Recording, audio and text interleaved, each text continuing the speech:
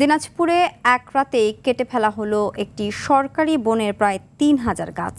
সে রাতেই গাছের গুড়া উপড়ে ট্রাক্টর দিয়ে চাষ করা হয়েছে বনের জমি। এমন গুরুতর অভিযোগ উঠেছে স্থানীয় মঞ্জুর আলী নামে এক ব্যক্তির বিরুদ্ধে। তবে অভিযুক্তের দাবি, ব্যক্তি মালিকানাধীন জমিতে জোরপূর্বক বাগান তৈরি করেছিল বন বিভাগ। দিনাজপুরের হিলি প্রতিনিধি আব্দুল আজিজের পাঠানো তথ্যচিত্রে বিস্তারিত জানাচ্ছেন সাকিব আল হাসান।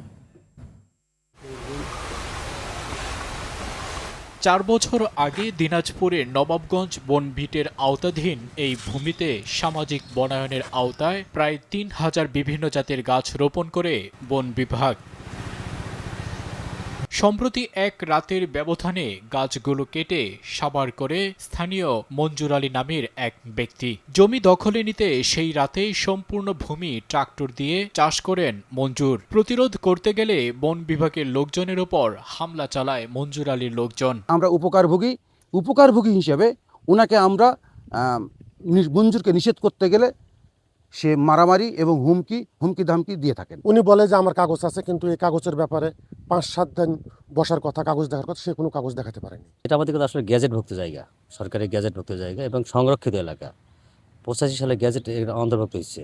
এ ঘটনায় সরকারি সংরক্ষিত বন ধ্বংস ও জবরদখলের অভিযোগে অভিযুক্ত মঞ্জুর আলীর বিরুদ্ধে মামলা দায়ের করে বন বিভাগ। কিন্তু সেই কাজটা নিয়মিত করে আসছে। এইভাবে প্রায় সে আমাদের বনবাগানে ৩,০০০টি চারা নষ্ট করেছে। আমরা এর বিরুদ্ধে আমাদের আইনগত ব্যবস্থা গ্রহণ করেছি। তবে সব অভিযোগ অস্বীকার করেন অভিযুক্ত মঞ্জুর আলী। আমি বনের জায়গা দখল করিনি, আমার জায়গা আমি করছি ২০ সালে। এই তখন বিড অফিসাররা গাছ লাগালছিল, জোর পড়বে, আমি ওখানে বাধা দিয়েছিলাম, আমি পারিনি তারাকে।